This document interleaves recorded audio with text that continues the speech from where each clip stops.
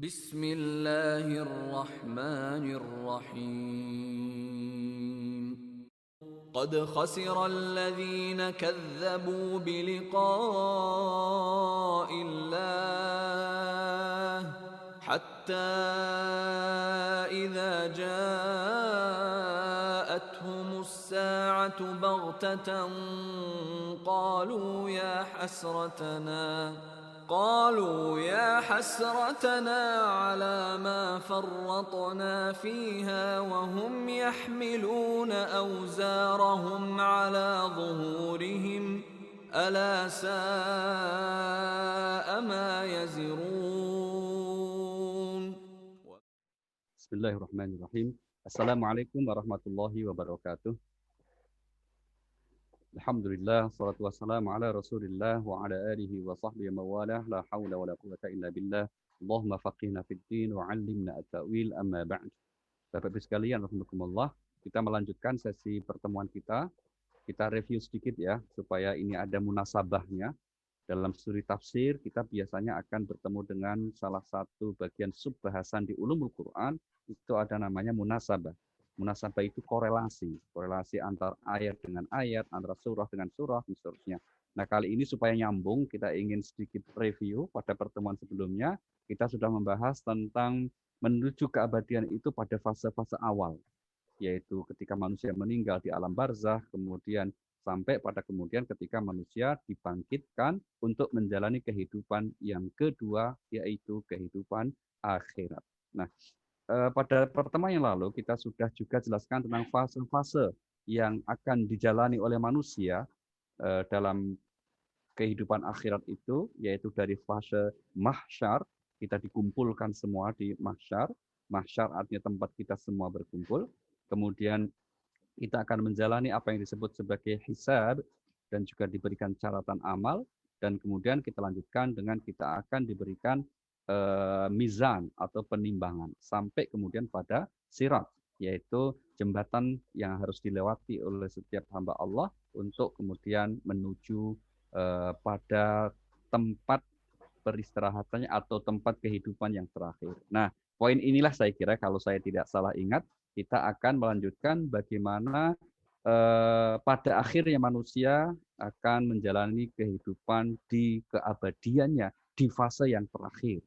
Fase yang tidak akan lagi mengalami kematian. Fase yang disitulah manusia akan tinggal selamanya. Gitu. Baik. Sebelum kita masuk ke inti, Bapak Ibu sekalian, saya ingin menggarisbawahi terlebih dahulu ya, bahwa keimanan kita terhadap hari akhir, termasuk dengan segala bentuk yang akan kita jalani, baik apakah kelak surga dan neraka, itu bagian dari rukun iman kita. Ya, bagian dari rukun iman. Nah, rukun iman itu kalau dalam konteks aspek beragama, ini kita sebut juga aspek akidah atau keimanan, atau juga aspek keyakinan, itu oleh Al-Quran digambarkan sebagai apa? Sisi dalam kita. Ya, mari kita lihat misalnya perumpamaan yang Allah buat di surah nomor 14, surah Ibrahim, ayat 24-25. Allah menyatakan di ayat ini, A'udzubillahi minasyaitonirrajim, alam tara kaifa daraballahu mathalan kalimatan thayyibah kasyajaratin thayyibah asluha tsabit wa far'uha fis sama' tu'ti ukulaha kulla hinin bi'idni rabbiha. Saya bacakan artinya, Ustaz. Oh iya, monggo. Ya. Tidaklah kamu memperhatikan bagaimana Allah telah membuat perumpamaan kalimat yang baik seperti pohon yang baik.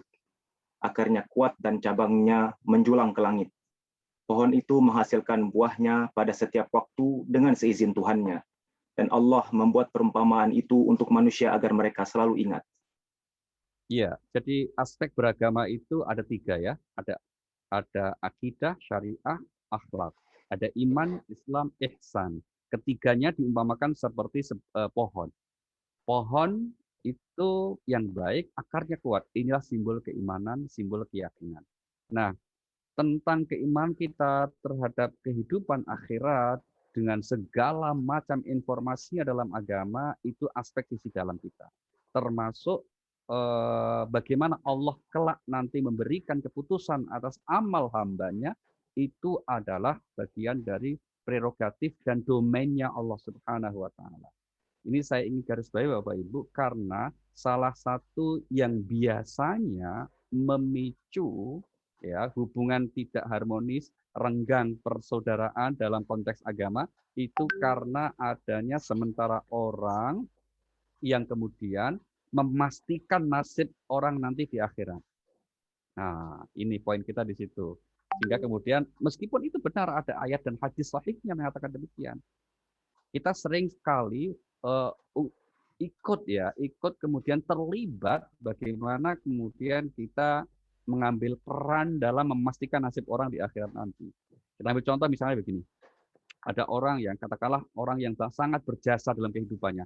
Misalnya Thomas Alva Edison yang menemukan bohlam, ya kan? Itu sering ditanyakan, itu orang nanti di akhirat nasibnya gimana ya? Kalau kita pakai norma agama, jawaban Al-Quran hadis, ya sudah jelas bahwa yang tidak beriman maka kemudian amalnya selesai di dunia, di akhirat tidak akan mendapat bagian, kan begitu? Itu prinsip kita. Nah, tapi sekali lagi yang seperti itu domainnya Allah. Maka jawaban yang bijak bagaimana? Ya sudah, itu domainnya Allah. Kita serahkan nasibnya kepada Allah Subhanahu wa Ta'ala. Inilah salah satu pelajaran penting sehingga kemudian seseorang tidak sewajarnya memastikan nasib orang lain kelak nanti di akhirat, meskipun kita memiliki sekian banyak ayat yang mengabarkan itu bukan untuk menghakimi, tapi untuk kita yakini sebagai seorang yang mukmin beriman kepada kitab suci kita. Baik, mari kita sekarang mengintip. Ya, saya katakan mengintip karena ini informasinya memang cukup detail di Al-Quran dan itu memang semoga kita terhindar. Ya, kalau untuk neraka kita intip saja, jangan sampai dilihat. Kalau dilihat nanti kan itu kelihatannya luas. Tapi kalau diintip ini berarti kita ya mohon kepada Allah terhindar dari itu. Semoga diselamatkan oleh Allah ya dari siksa neraka ini. Yang pertama tentang apa? Kalau kelak orang ke neraka itu ternyata dibawanya secara berombongan. Rombongan-rombongan. Manusia diadili masing-masing individu. Tapi ketika kemudian sudah selesai pengadilan, semua akan dibawa ke neraka itu secara rombongan-rombongan. Saya sengaja menggunakan gaya bahasa Al-Quran, biasanya Al-Quran lebih banyak menyebut yang jelek dulu, baru kelompok yang baik. Nah, kira-kira gitu. Meskipun terkadang juga menyebut yang baik dulu, baru yang jelek. Tapi kali ini kita ingin bahas nerakanya dulu, baru nanti surganya. Itu di kelanjutannya. Mari kita lihat surah 39. Surah Az-Zumar. Ya. Surah 39, surah Az-Zumar pada ayat yang ke-71.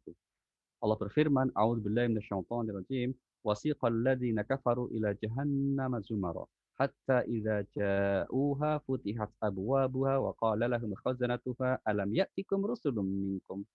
Monggo Mas Indra.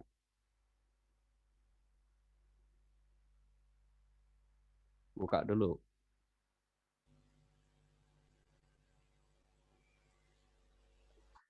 Mohon maaf. Baik, 3971 ya. Ya. Orang-orang yang kafir digiring ke neraka jahanam secara berombongan, sehingga apabila mereka sampai kepadanya neraka, pintu-pintunya dibukakan dan penjaga-penjaga berkata kepada mereka, apakah belum pernah datang kepadamu rasul-rasul dari kalangan kamu yang membacakan ayat-ayat Tuhanmu dan memperingatkan kepadamu akan pertemuan dengan harimu ini? Mereka menjawab, benar ada, tetapi ketetapan azab pasti berlaku terhadap orang-orang kafir. Iya. Ketika orang kafir digiring ke neraka secara rombongan. Ini menunjukkan bahwa mereka akan dalam satu rombongan besar dan kemudian penjaga neraka bertanya. Pertanyaannya adalah, belum datangkah kepada kalian seorang rasul? Belum sampaikah kepada kalian dakwah Islam? Belum mengertikah kalian informasi tentang ajaran Allah? Kira-kira begitu substansinya itu. Pertanyaannya, kenapa Allah mengutus malaikat untuk menanyakan hal itu? Gitu. Hikmahnya adalah karena kalau manusia itu belum sampai kepadanya dakwah Islam, mereka tidak akan diazab oleh Allah pada akhirnya. Meskipun mereka mungkin belum menjalani kehidupan sesuai risalah Islam. Mereka tidak akan diadab. Itulah salah satu sisi keadilan Allah, sisi keadilan yang diajarkan oleh Al-Quran. Yaitu apa? Allah tidak akan mengadab sampai manusia atau kelompok atau golongan manusia itu atau satu masyarakat itu sudah mengerti informasi tentang Islam yang benar. Gitu ya. Termasuk misalnya teman-teman di Eropa. Kalau orang-orang Eropa umumnya fobi terhadap Islam misalnya di suatu wilayah tertentu, terus akhirnya mereka tidak suka dengan Islam, belum sepenuhnya dikatakan bahwa mereka adalah orang-orang yang kemudian diadab. Misalnya gitu. Maka merujuk kepada kita lihat misalnya ya surah nomor 17 pada ayat yang ke-15 Allah nyatakan di sini man ihtada fa innama yahtadi li nafsi wa man dhalla fa innama yadhillu 'alaiha wa la taziru waziratu wizra ukhra wa ma kunna mu'adzibina hatta nab'atsa rasula. Barang siapa berbuat sesuai dengan petunjuk Allah, maka sesungguhnya itu untuk keselamatan dirinya sendiri. Dan barang siapa tersesat, maka sesungguhnya kerugian itu bagi dirinya sendiri. Dan seseorang yang berdosa tidak dapat memikul dosa orang lain. Tetapi kami tidak akan menyiksa sebelum kami mengutus seorang Rasul. Ya, kami tidak akan menyiksa sebelum kami mengutus seorang Rasul. Ini menjadi kesimpulan bahwa dalam akidah Ahlussunnah wal Jamaah yang kita pahami pada umumnya, satu kelompok masyarakat yang belum kedatangan syariat ataupun dakwah Islam yang benar, yang secara umum dipahami secara ya proporsional, maka mereka kalau meninggal kelak tidak diberikan atau akan tidak diadab oleh Allah Subhanahu wa taala. Mungkin pertanyaan lanjutannya kalau gitu di mana dong tempatnya? Ya sudah, itu menjadi prerogatifnya Allah Subhanahu wa taala. Meskipun Al-Qur'an juga punya jawaban, mereka menjadi penghuni yang disebut Ashabul A'raf. Ya, penghuni Al-A'raf. Maka ada surah Al-A'raf. Apa Al-A'raf itu apa? Wa bainahuma hijab. Al-A'raf itu artinya tempat antara surga dan neraka. Tapi persisnya apa? Wallahu a'lam. Nah, kita lanjut. Maka kemudian sekali lagi dari prinsip ini kita mendapatkan pemahaman bahwa inilah salah satu sisi keadilan yang sangat menonjol dari Al-Quran yang kita pahami dalam konteks sebagai orang yang berakidah Ahlussunnah wal Jamaah. Karena nanti kalau ada akidah lain yang dipahami, misalnya kita ambil contoh Mu'tazilah misalnya. Mu'tazilah itu mengatakan meskipun belum datang Rasul, belum datang dakwah agama, tapi manusia dikasih akal sehat, ya tetap saja ada konsekuensi hukuman. Gitu. Nah itu yang kemudian rukun imannya Mu'tazilah itu yang pertama apa? Al-adl, keadilan. Keadilan itu bersandar kepada akalnya. Baik, kita lupakan dulu itu. Kita lihat contoh beberapa informasi Al-Quran tentang episode kehidupan neraka ini. Misalnya apa? Mari kita lihat berapa luas neraka itu, berapa ukuran yang Allah informasikan di Al-Quran. Salah satu ayat yang menjawab ini kita lihat misalnya di surah Qaf, surah 50 ya, pada ayat yang ke-30. Yauma naqulu li jahannam halim talati. Ya, hal min mazid. Surah 50 ayat yang ke-30. Ustadz Ali, ada presentasi yang ingin di-share, Ustadz mungkin? Nggak ada Mas. Enggak ada. Baik, ya. Saya bacakan. Ingatlah pada hari ketika kami bertanya kepada Jahannam, apakah kamu sudah penuh? Ia menjawab, masih adakah tambahan? Halim talati, hal min mazid. Ya, jadi Jahanam dipersonik, neraka di sini digambarkan ya. Nah, maka nanti Al-Quran juga diperkenalkan sekian nama-nama neraka. Ada Jahanam, ada Jahim, ada Sakor, ada Sa'ir, ya banyak nama, ada Wail dan seterusnya itu. Tapi Jahanam mewakili nama untuk neraka yang siksanya paling dahsyat. Maka ini akhirnya kalau dalam sehari-hari kita, orang kalau misuh itu ngomong jelek kepada temannya dengan ungkapan Jahanam, itu berarti sudah puncaknya itu. Dasar Jahanam. Nah, kira-kira gitu ya. Nah, ini ditanya, ya gimana Jahanam? Masih ada ruang? Memang masih ada tambahan. Itu berarti masih luas gitu. Maka orang harus berhati-hati dalam menjalani hidup ini karena neraka selalu akan ada tempat untuk orang durhaka. Ya tidak akan pernah kenyang neraka itu untuk menyiapkan pembalasan ataupun hukuman bagi sanksi hukuman bagi orang-orang yang durhaka. tentu kita selalu berlindung kepada Allah. Maka doa kita selalu waqina adzabannar, selamatkan kami dari siksa api neraka itu. Itu yang pertama. Kemudian yang kedua, neraka juga oleh Allah digambarkan tingkatan siksanya itu bermacam-macam, berlevel, bertingkat-tingkat. Nanti seperti surga, surga juga demikian, ya, bertingkat-tingkat. Demikian halnya neraka. Mari kita lihat misalnya surah nomor 4, surah An-Nisa ayat 145. Surah 4 ayat 145. Allah menggambarkan siksa neraka untuk orang yang munafik. Innal munafiqina fid darkil asfal minan nar wa lan tajida lahum nasira. 145 ya. Ya. Ini. Enggak, sebentar Ustaz. Ya, enggak ke 45.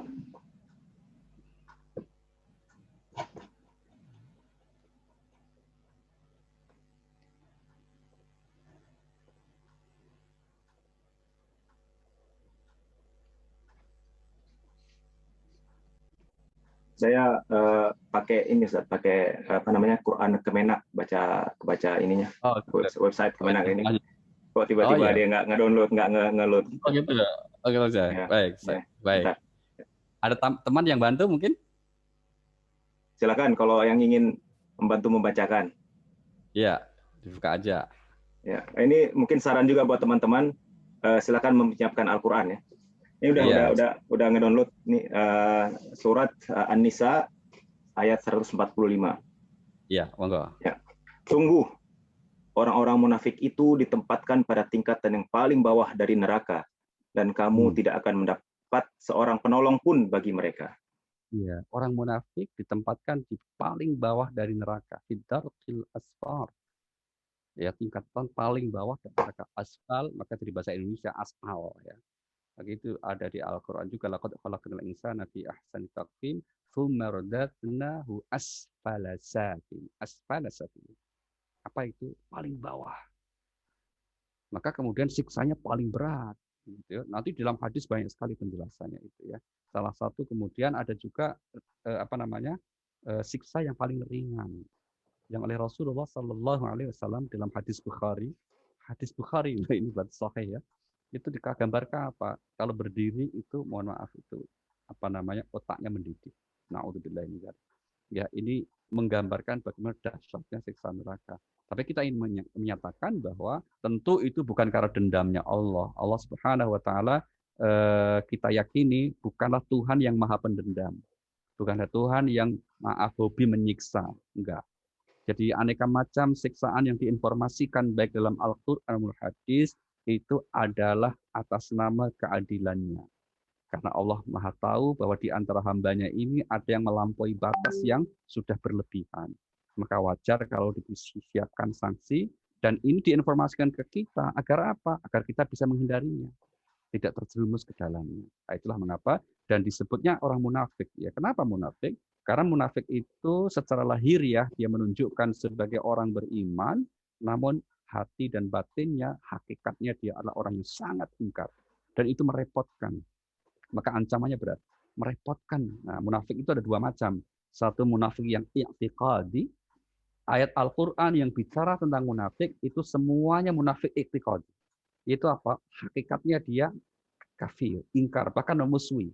Tapi untuk memuluskan niat jahatnya itu, dia pura-pura Islam. Itu yang disebut munafik i'tiqadi.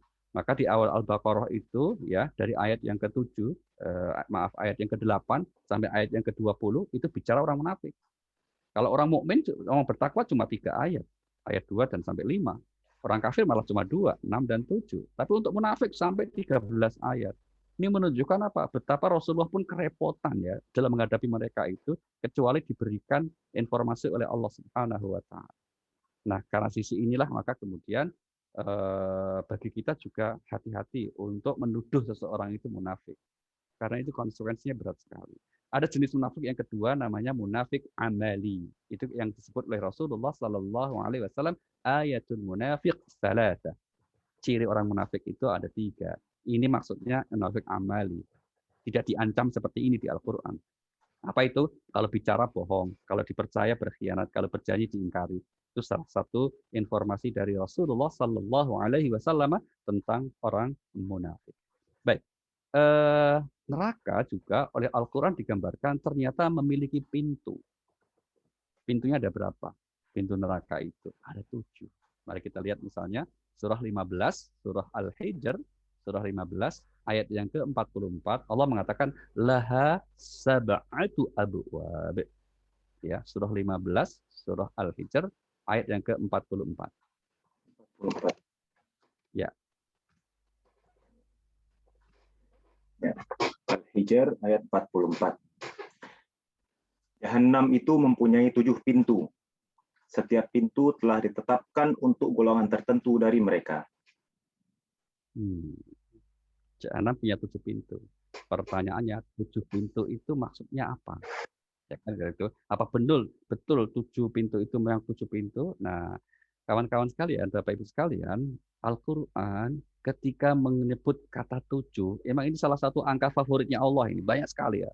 Misalnya apa? Alladzi khalaqa sab'a samawatin tibaqa. Allah menciptakan langit 7 lapis. Itu juga 7 kali disebut di Al-Qur'an untuk penciptaan langit ini.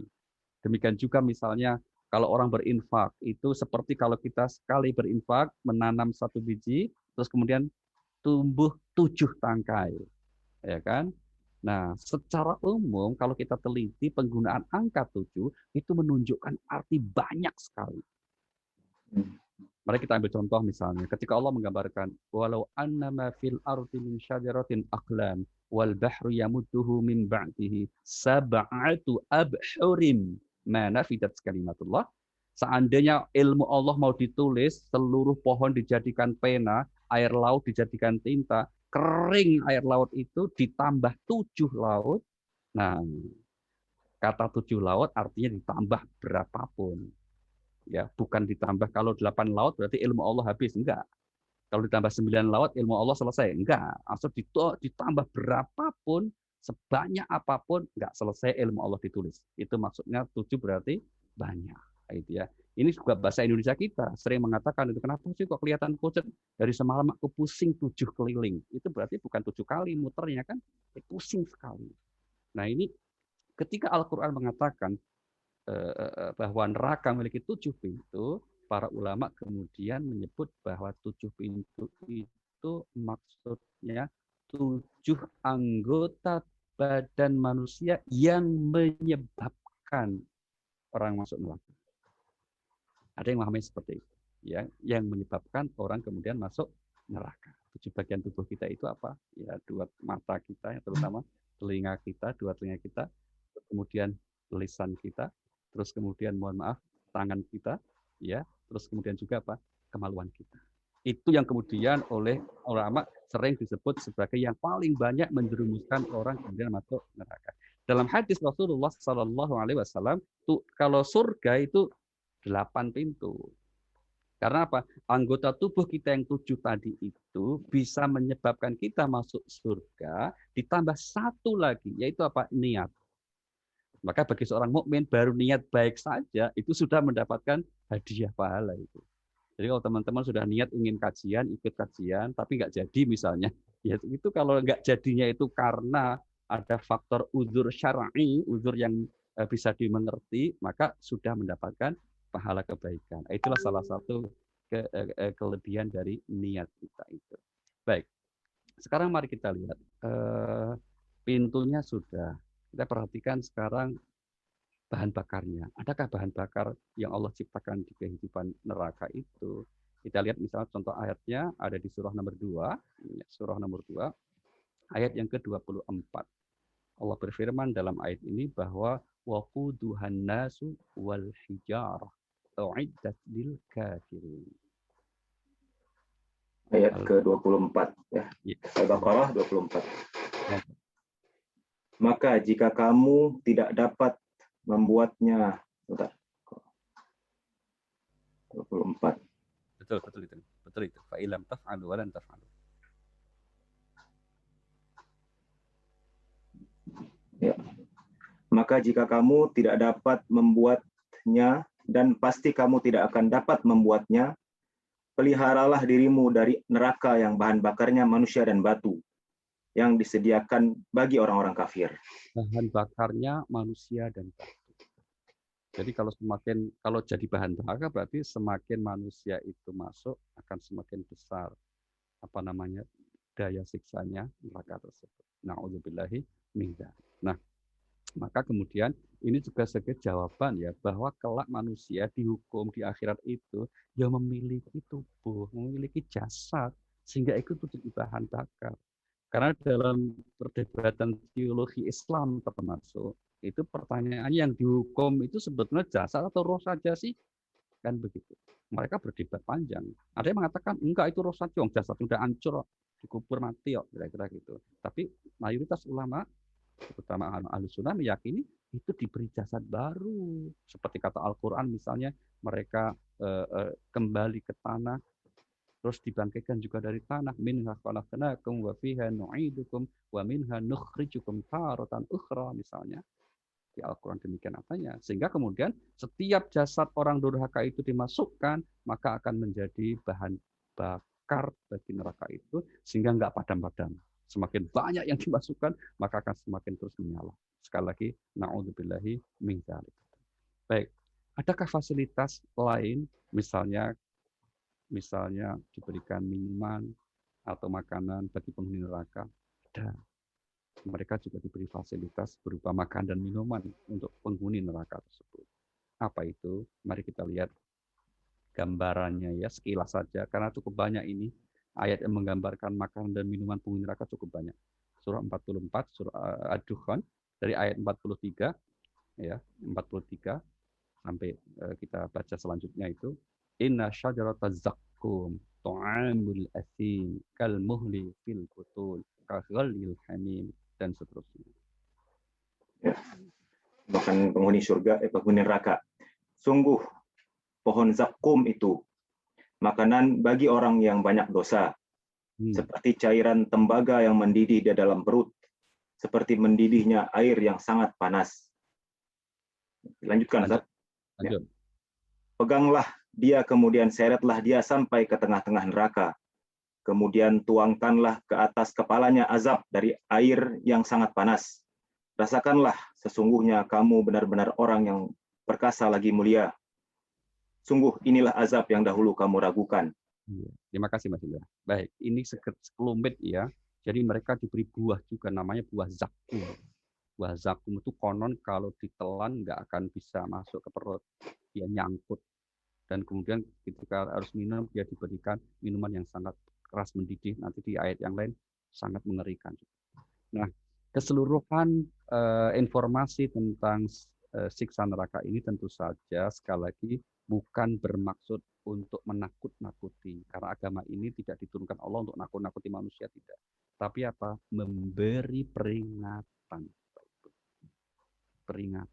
agar orang yang ada atau telah melakukan kedurhakaan di dunia segeralah bertobat, segeralah mohon ampun kepada Allah.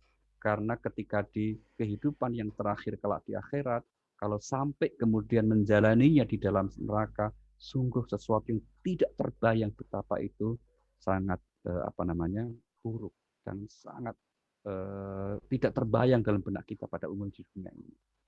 Pertanyaan sekarang kita, seberapa lama orang akan menjalani hukuman di neraka? Nah, ini yang kemudian juga menjadi perdebatan panjang di kalangan para ulama. Mari kita lihat salah satu informasinya. Merujuk ke surah nomor 11, surah 11, Mas Indra, surah Hud, pada ayat ke-105, Allah berfirman di dalam ayat ini menggambarkan bagaimana akhir orang kelak nanti di neraka. Wa ammal ladzi masaqu fa fin nari lahum fiha zafiru wa khalidina fiha ma damat as-samawati wal ardu illa ma syaa rabbuk. Surat nomor 11, Ustaz. Ya, surah nomor 11, surah Hud. Surah Hud ayat 105. Ya. Ketika hari itu datang, tidak seorang pun yang berbicara kecuali dengan izinnya. Maka di antara mereka ada yang sengsara dan ada yang berbahagia. Lanjut, yang sengsara seperti apa? Maka adapun orang-orang yang sengsara, maka tempatnya di dalam neraka. Di sana mereka mengeluarkan dan menarik nafas dengan merintih. Kemudian Mereka kekal di dalamnya selama ada langit dan bumi, kecuali jika Tuhanmu menghendaki yang lain. Sungguh Tuhanmu maha pelaksana terhadap apa yang Dia kehendaki. Mereka di dalamnya kekal selama ada langit dan bumi, kecuali Tuhan menghendaki yang lain. Nah, dari ayat ini kemudian dipahami bahwa pada akhirnya manusia menjalani kehidupan di neraka itu akan selesai, akan mengalami selesai. Artinya apa? Ya, dirasa sudah cukup, meskipun redaksi yang digunakan kekal selamanya. Tapi kekal selamanya itu untuk menggambarkan waktu yang tidak terhingga. Ya, waktu yang kita nggak bisa menghitungnya, kira-kira itu kekal selamanya. Tapi dalam benak kita itu pada akhirnya akan selesai. Maka Rasulullah Shallallahu Alaihi Wasallam menggambarkannya bahwa para penghuni neraka itu kalau sudah menjalaninya nanti, terutama umat Muhammad ya, umat Muhammad Shallallahu Alaihi Wasallam itu dalam hadis tentang syafaat itu nanti akan tergambar itu. Jadi umat Muhammad yang pendosa besar itu nanti akan menjalani jalan sanksi di nerakanya, tapi sesuai dengan kadar dosanya. Setelah selesai menjalani, maka mereka akan dikeluarkan. Nah, untuk menuju surga itu kan harus diberesi dulu. Nah, itulah Rasulullah dianugerahi oleh Allah telaga. Telaga itu ya air yang jernih, yaitu beliau dikasih dua. Satu namanya Haud, yang kedua Kausar. Kalau Haud itu di mahsyar, kalau Kausar itu di surga. Itu telaganya khusus untuk umat Muhammad Sallallahu Alaihi Wasallam. Maka kemudian dalam hadis-hadis digambarkan akhirnya orang pendurka tersebut dimandikan dan kemudian pulih kembali segar, baru kemudian masuk ke surga Allah Subhanahu Wa Taala. Nah, hakikat seperti ini seperti apa? Jawaban kita, wallahu a'lam. Hanya Allah yang maha tahu persis. Yang jelas kalau itu diinformasikan oleh ayat Al-Quran, seperti yang tadi kita dengarkan, maupun dari hadis yang sahih, kita harus menyatakan sami'na wa ata'na. Baik, itu sekelumit gambaran tentang neraka. Saatnya kita sekarang membayangkan dan mentadabburi ayat-ayat Allah yang berkaitan dengan bagaimana potret kehidupan di surganya Allah Subhanahu wa Ta'ala. Sama, kita mulai dari bahwa penghuni surga itu juga nanti rombongan. Dibawa ke surganya juga secara berombongan. Ini kita lihat di surah nomor 39 lagi, Mas Indra. Surah 39, ayat yang ke-73. Ini yang ditunggu-tunggu, Ustaz. Ya, iya, kita tunggu-tunggu ini. Surah 39, ayat 73. Wasiqal ladzina taqaw rabbahum ilal jannati zumara hatta idza ja'uha wa futihat abwabuha wa qala lahum khazanatuha salamun alaikum tibtum fadkhuluha khalidin. Dan kita berada di dalamnya nanti ini. Ya, dan orang-orang yang bertakwa kepada Tuhannya diantar ke dalam surga secara berombongan. Sehingga apabila mereka sampai kepadanya ke dalam surga dan pintu-pintunya telah dibukakan, penjaga-penjaganya berkata kepada mereka, kesejahteraan dilimpahkan atasmu, berbahagialah kamu, maka masuklah kamu kekal di dalamnya. Iya, terima kasih. Allah. Agak sedikit unik Bapak Ibu ya, kalau kita tadabburi ayat ini, ketika Allah bicara tentang penghuni neraka yang tadi awal disebut, itu redaksi yang digunakan oleh ayat itu, dan ingatlah ketika orang kafir digiring ke neraka. Pintu-pintu terbuka. Wasiqal ladzina kafaru jannata hatta idza ja'uha, ketika mereka datang, futihat abwabuha. Langsung datang, buka pintu. Nah, tapi kalau di surga ini hatta idza ja'uha wa futihat, ada huruf wawunya di situ. Ketika penghuni surga yang rombongan datang dan pintunya telah dibuka, apa maksudnya ini? Kok yang neraka nggak ada wawunya? Untuk surga ada wawunya. Nah, kira-kira begini. Neraka itu akan selalu tertutup. Ya, selalu tertutup. Baru kalau ada rombongan yang mau masuk, itu baru dibuka. Nah, itulah mengapa penjaga nerakanya itu yang kemudian ada malaikat khusus yang ditugasi di samping menjaga neraka, ada tukang malaikat yang tukang nyeret. Nah, itu namanya zabaniyah. Maka di surah Al-Alaq itu kan dikatakan sanad'u zabaniyah. Saya akan panggil zabaniyah, kata Allah. Itu kan untuk meladeni orang-orang kafir yang durhaka tadi ya. Saya akan panggil zabaniyah. Apa zabaniyah? Tugas menyeret orang untuk masuk neraka. Nauzubillah min dzalik. Sementara kalau surga itu pintunya selalu terbuka, nggak pernah terkunci. Maka begitu penghuninya rombongan datang itu, termasuk rombongan teman-teman dari Stavanger nih, semoga nanti semuanya rombongan ke surga ya.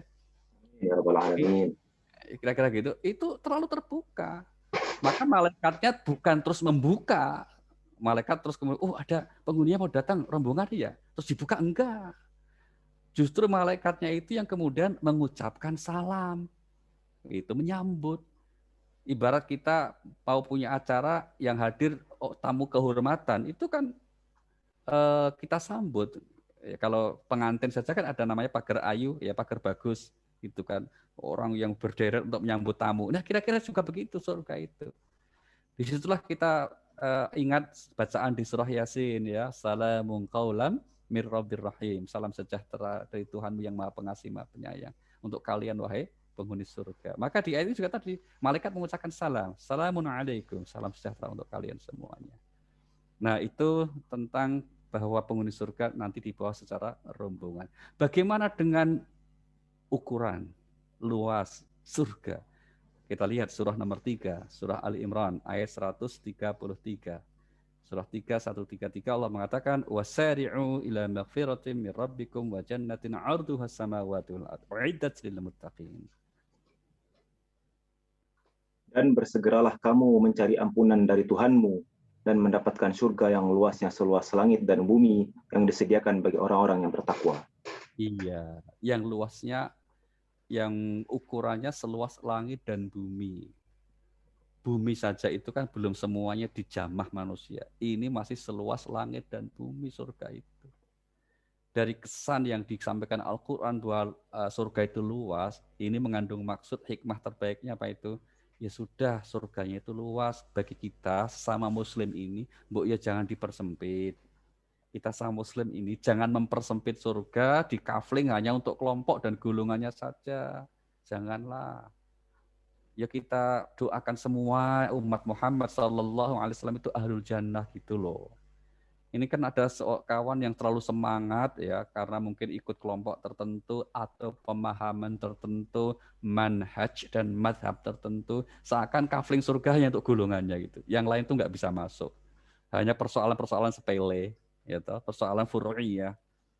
Misalnya persoalan masalah seputar ini sebentar lagi kan masuk Desember. Ya loh, Desember itu biasanya yang di media sosial yang diributkan apa? Masalah ngucapin Natal. Itu yang satu haram. Kalau ngucapin Natal berarti Anda murtad. Kalau murtad kafir neraka, kan itu urusannya. Yang satu mengatakan apa? Ya enggak apa-apa, ini bukan urusan akidah, ngucapin itu urusan muamalah, urusan sosial, enggak masalah. Loh, ribut toh. Nah, kira-kira gitu. Kalau kita sama umat Muhammad ribut, itu yang tepuk tangan setan. Karena Al-Quran menggambarkan inna syaitan yang zahu bainahum. Syaitan itu sungguh menimbulkan permusuhan. Jadi kalau kita ribut, itu syaitan langsung bikin status itu yes, kira-kira gitu, seneng kira-kira gitu. Apalagi kalau ributnya antar kita, antar keluarga, naudzubillahi min dzalik. Maka harus kita hindari lah keributan itu, apalagi untuk hal-hal yang tidak prinsip dan itu untuk hal-hal yang domainnya Allah gitu. Kami biasanya kalau menyampaikan seperti ini, itu langsung ada yang protes. Protesnya apa itu? Kebenaran harus hanya satu, Pak. Kebenaran itu satu, nggak mungkin kebenaran banyak, harus satu. Saya setuju, iya satu kebenaran itu. Tapi kalau di dunia ya kebenaran satu itu menurut versinya masing-masing. Ada yang nanya lagi, lah kalau menurut Allah apa? Yang mana yang benar kalau menurut Allah? Lah menurut Allah kok nanya Ustadz? Ya nanya Allah di akhirat dong. Kalau menurut Ustadz pasti menurut versi Ustadznya. Menurut versi orang yang memahaminya. Maka apa? Tolong bersikap lapang hatilah, rendah hatilah, menyikapi perbedaan. Wong surganya itu luas gitu loh. Jangan sampai urusan-urusan yang kecil-kecil, sepele-sepele, kita kemudian tidak produktif untuk mengisi waktu hidup kita hanya untuk berdebat persoalan yang seperti itu. Baik, itu surga luas. Kemudian kita lihat bahwa ternyata surga juga punya pintu. Nah, tadi saya sudah singgung di hadisnya. Kalau di Al-Quran hanya disebutkan pintunya. Dan itu juga ada malaikat yang menyambutnya. Mari kita lihat surah nomor 13. Mas Indra, surah 13 ayat yang ke-23 24.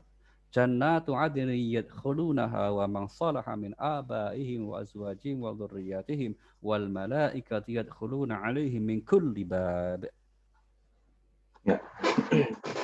yaitu surga-surga Aden. Mereka masuk ke dalamnya bersama dengan orang yang soleh dari nenek moyangnya, pasangan-pasangannya, dan anak cucunya. Sedang para malaikat masuk ke tempat-tempat mereka dari semua pintu, sambil mengucapkan, "Selamat sejahtera atasmu karena kesabaranmu." Maka alangkah nikmatnya tempat kesudahannya itu. Iya. Ayat ini sekaligus menggambarkan Bapak Ibu sekalian, teman-teman, bahwa keluarga itu nanti bisa reuni kembali di surga. Tadi katakan kan, surga Aden mereka masuk di dalamnya bersama pasangannya, ayah, ibu, kakek, nenek, atau moyangnya, dan juga keturunannya. No. Ini berarti apa? Suami dan istri yang solih-solihah itu nanti dapat ketemu lagi reuni di surga bersama anak-anaknya, tapi tidak berbeda usia. Misalnya anak, misalnya nggak ada lagi yang namanya anak-anak, usia bayi, balita, nggak ada. Semua dibangkitkan dalam usia yang sebaya. Maka termasuk kakek kita, ya nggak ada, nanti sepuh nggak ada. Usia lanjut di surga. Nah, itu kan Nabi pernah bercanda begitu. Ketika ketemu seorang nenek perempuan, nanya, "Ya Rasulullah, orang seperti setua saya ini bisakah masuk surga?" Nabi kan langsung ketawa, senyum gitu loh. Tapi jawab, "Maaf Nek, di surga nggak ada nenek-nenek." Begitu kata Nabi kan. Ya, Nabi itu punya hobi canda juga itu. Terus nenek itu agak sedikit murung gitu ya. Terus Nabi katakan, "Nanti nenek kembali muda." Nah, artinya apa? Semua dibangkitkan usia yang sebaya. Tapi status tetap ada. Ini karena nggak hilang. Gitu. Yang orang tua kita, maka kita tetap dipanggil. Ya, misalnya Mas Indra Fadri bin, itu tetap nggak bisa. Karena nggak ada yang namanya bekas orang tua. Itu sudah kita terima takdirnya. Muhammad bin Abdullah, ya sudah. Itu nanti panggilan di akhirat tetap begitu. Ya, sehingga kemudian kita reuni kembali termasuk dengan pasangan kita di dunia, suami dan istri. Maka suami yang baik itu tidak akan berkata kepada istrinya, misalnya bilang apa, "Sayang, hanya kematian yang memisahkan kita." Oh, itu salah, kurang tepat. Harusnya seorang suami bilang sama istrinya, "Sayang, bahkan mati pun tidak sanggup memisahkan kita." Wah, cuma yang jarang suami ngomong gitu itu jarang. Kalau bahas seperti ini banyak suami itu yang malah nanya kaget itu, "Bener Pak, ketemu lagi sama istri di surga." Bawaannya sedih malah kira-kira gitu. Lu ketemu istri lagi malah sedih kira-kira gitu. Sambil bilang, "Mosok 4L lu lagi," katanya begitu. Yonda sudah berbeda. Kalau kita sekarang merasa kurang nyaman dengan istri kita mungkin karena faktor tertentu, nanti sudah berbeda menjadi sangat baik sekali. Nah, pertanyaannya, kan katanya ada bidadari ya. Nah, sabar dulu dong, jangan bahas itu dulu. Kita lihat dulu sekarang kalau pintunya sudah terbahas, nah sekarang kita bahas fasilitas apa yang Allah siapkan bagi penghuni surga nanti. Ya, ini gambarnya banyak sekali dan masya Allah sangat menarik ya Al-Quran menggambarkan ini. Mari kita lihat. Yang pertama di surah 56 namanya Al-Waqi'ah. Di Al-Waqi'ah dari ayat yang ke-15 itu kan Allah menggambarkan wa kuntum azwajan salasa. Kalian nanti di akhirat itu jadi 3 golongan. Ya kan? 3 golongan itu ashabul maimanah wa ashabul masy'amah wasabiqun as-sabiqun. Golongan kanan, golongan kiri, dan golongan orang yang terdahulu. Maka gitu. Nah, untuk golongan orang yang terdahulu, bagaimana fasilitas surganya? Kita lihat Mas Indra, surah 56 dari ayat 15. 15 ya. Ini salah satu surat favorit sahabat saya. Oh iya, jelas itu. Apalagi merantau itu waqiah, nggak boleh dilupakan ya. Ya, ini 56, 15. Ya. Mereka berada di atas dipan-dipan yang dipertahtakan emas dan permata. Lanjut, mereka bersandar di atasnya berhadap-hadapan. Mereka dikelilingi oleh anak-anak muda yang tetap muda. Masya Allah. Dengan membawa gelas, cerek, dan seloki atau piala berisi minuman yang diambil dari air yang mengalir. Mereka tidak mabuk karenanya dan mereka tidak pening karenanya dan tidak pula mabuk. Dan buah-buahan apapun yang mereka pilih dan daging burung apapun yang mereka inginkan. Dan ada bidadari-bidadari yang bermata indah. Laksana mutiara yang tersimpan baik sebagai balasan atas apa yang mereka kerjakan. Sudah Mas, itu sampai situ ya. Nah, ini gambaran fasilitas surga yang kita sebut sebagai apa? Fasilitas yang di dalam surga. Di dalam surga. Maka tadi kan bertahtakan emas. Ya kan? apa dipan-dipannya itu, yes, furniture-nya lah kira-kira gitu ya. Ini termasuk yang apa Allah siapkan tadi, ada anak muda-muda yang menjadi pelayan-pelayan surga, wildan mukhalladun. Tapi juga ada hurun ain, bidadari-bidadari. Nah, bidadari ini adalah apa namanya makhluk yang Allah siapkan untuk menjadi pelayan surga, bukan pasangannya. Tapi seandainya yang ke surga itu kebetulan selama hidupnya, mohon maaf, jomblo, ya belum pernah menikah, ya Allah siapkan pasangannya. Atau seperti Nabi Nuh alaihissalam, istrinya durhaka, ya kan nggak ketemu di surga, ya Allah siapkan pasangannya, yaitu bidadari surga. Tapi kalau masuknya itu bersama pasangannya, ya bidadarinya itu menjadi pelayannya untuk menyempurnakannya. Yang menarik di ayat ini juga dikatakan fasilitas surga yang disebut itu apa? Buah, aneka macam buah dan daging. Daging apa tadi Mas Hendra? Daging burung. Sini kok. Daging burung ya. Kenapa? Iya benar. Kenapa kok kemudian misalnya kok buah dan daging burung itu? Ini disimpulkan para ulama, inilah makanan yang sehat. Ya atau buah itu. Ya, buah aneka macam buah. Wah, itu di surga banyak sekali disebutkan itu. Nanti di ayat yang dikatakan ternyata buah-buah surga itu enggak jauh-jauh juga dari buah dunia sebetulnya. Ketika penghuni surga dikasih buah itu mereka pada, oh ini kok sama di dunia ya? Allah langsung koreksi itu. Ini ada di surah Al-Baqarah ya ayat 25 dikatakan apa? Itu wa utubihi mutasyabiha. Kamu diberi buah hanya sama nama. Tapi rasa beda dong. Jelas berbeda. Gitu kan? Rasa buah surga gimana? Ya sabar sampai ketemu di surga. Jangan di sini digambarkan. Karena nggak akan ada di situ. Kata Rasulullah apa? Nikmat surga nggak terbayang di dunia ini. Tapi jelas pasti akan berbeda. Itu aneka macam fasilitas ya. Terus kemudian yang disebutkan seperti itu. Tapi juga Al-Quran menggambarkan ada fasilitas yang digambarkan itu di taman-tamannya, di luar ruangan. Mari kita lihat Mas Indra, surah 76. Ya, surah 76 namanya Al-Insan atau Ad-Dahr ayat 13 sampai 19. Ya. Ini menjelaskan bagaimana kondisi taman-taman surga. Berarti di luar ruangan ini. Kalau tadi di dalam istananya, ini di luar istananya ini. Nah, apa itu? Kita lihat dalam ayat ini. Silakan Mas. Ya, bagi teman-teman silakan buka juga. Di sana mereka duduk bersandar di atas dipan. Di sana mereka tidak melihat atau merasakan teriknya matahari dan tidak pula dingin yang berlebihan. Nah, terus? Lanjut. Dan naungan pohonnya dekat di atas mereka dan dimudahkan semudah-mudahnya untuk memetik buahnya. Lanjut. Dan kepada mereka diedarkan bejana-bejana dari perak dan piala-piala yang bening laksana kristal. Kristal yang jernih terbuat dari perak. Mereka tentukan ukurannya yang sesuai kehendak mereka. Dan di sana mereka diberi segelas minuman bercampur jahe. Zanjabilah. Iya. Dari mana itu, Mas? Itu bikin sendiri atau dari mana itu? Lanjut. Dan didatangkan dari sebuah mata air di surga yang dinamakan Salsabil. Nah, itu ya. Jadi minuman penghuni surga itu secara umum yang disebut di Al-Quran diantaranya ada 5. Ya 5 itu apa? Air mineral, air tawar, kemudian susu, kemudian madu, kemudian khamar. Dan satu lagi apa? Air jahe. Kalau orang Sunda skuteng namanya, air jahe gitu. Anget itu diambilnya bukan dibuat dari jahe, enggak. Itu ada air mata khusus, mata air khusus, ya. Mata air khusus yang kemudian secara otomatis mengalirkan minuman yang disebut sebagai zanjabil. Mata air yang namanya salsabil.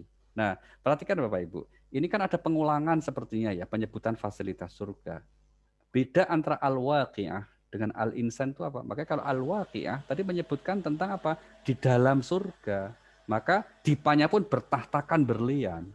Tapi kalau di surah Al-Insan ada hari ini tidak ada kata-kata dipan yang bertahtakan berlian. Malah dikatakan tidak merasakan panas atau dingin. Ya terus dia dekat dengan pepohonan yang mudah kalau metik buahnya. Maka diyakini ini salah satu corak penjelasan Al-Quran tentang fasilitas penghuni surga, tapi nanti di luar istana surganya. Nah, kalau di dalamnya seperti itu. Nah, ini sekaligus untuk apa? Selalu digambarkan kenapa surga itu misalnya ya yang disebut itu jannatu tajri min tahtihal anhar, mengalir di bawahnya sungai-sungai. Itu salah satunya gitu.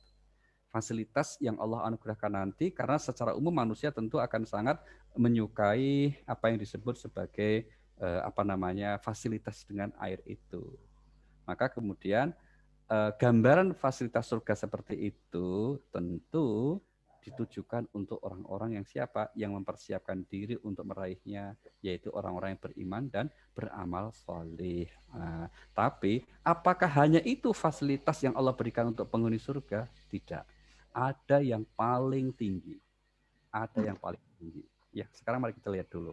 Surah nomor 3. Ini gambaran umum. Surah nomor 3, ya, Ali Imran ayat 15. Qul a'unabbiukum bi khairin min dzalikum lilladzina taqaw 'inda rabbihim jannatin tajri min tahtiha al-anhar khalidina fiha wa azwajun mutahharah wa ridwanun minallah. Silakan, Mas. Katakanlah, maukah aku kabarkan kepadamu apa yang lebih baik dari yang demikian itu?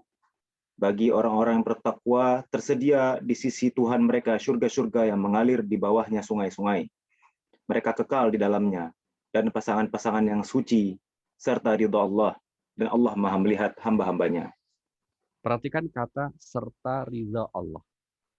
Ya, tempat tinggal dengan segala fasilitas istana di surga, kemudian pasangan yang suci, dan ridha Allah. Maka Bapak Ibu, ada sementara orang yang kemudian ketika membaca ayat-ayat dan hadis Nabi tentang fasilitas surga, mereka tidak fokus di situ. Tapi yang menjadi fokusnya adalah ridha Allah. Sehingga kemudian orang seperti Rabi'ah al-Adawiyah misalnya, Rabi'ah al-Adawiyah, seorang sufi perempuan yang hidup pada abad ketiga Hijri, beliau menyatakan apa dalam munajat doanya itu, ya Allah, yang kubutuhkan ridhamu, bukan surgamu. Untuk surgamu berikan kepada hambamu yang beriman. Untuk neraka, masukkanlah mereka orang yang durhaka. Untuk aku, engkau saja. Nah, itu salah satu, sudah mentok itu. Mentok niatnya itu ya. Saya kira ibadahnya tidak lagi karena semata-mata pamrih surga, tapi karena ridha Allah Subhanahu wa taala. Kenapa? Karena di ayat yang lain kita temukan memang keridhaan Allah itulah nikmat yang paling besar.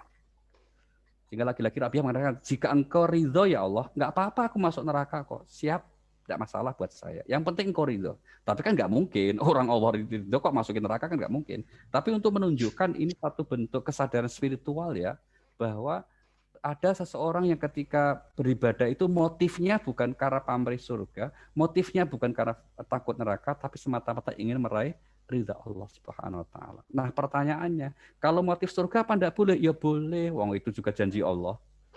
Maka kita menyembah Allah karena ingin dapat surga, ya enggak masalah. Wong itu memang janjinya Allah. Tapi seperti halnya neraka yang tadi bertingkat-tingkat, dan surga pun juga bertingkat-tingkat.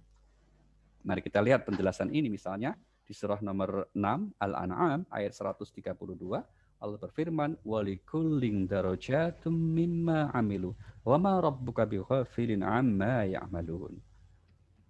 136, ayat 132. Surah 6 Al-An'am 132. 32.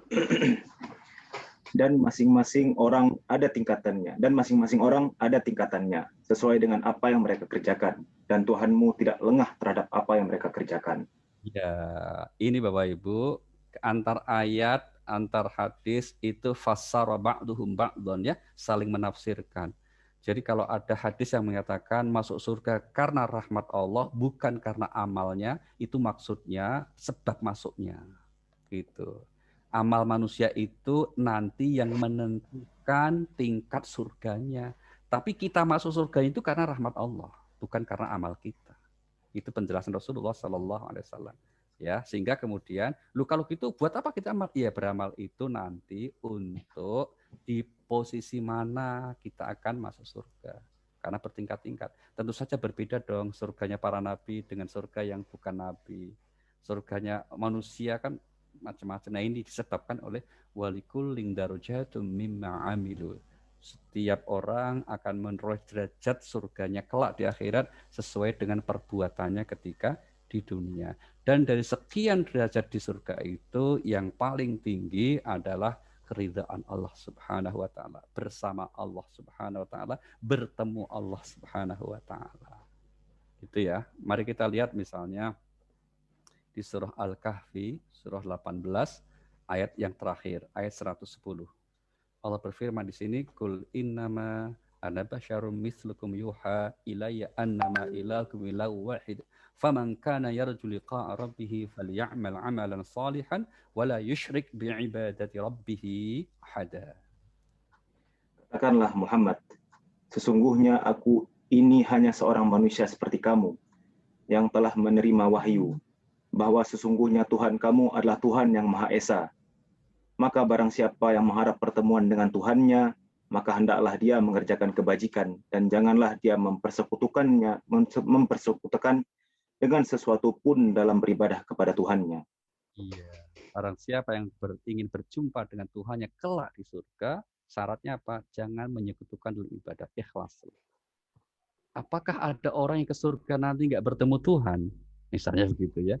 Mungkin dalam arti bahwa ya Allah seperti janjinya akan memberikan balasan surga untuk beriman dan beramal saleh.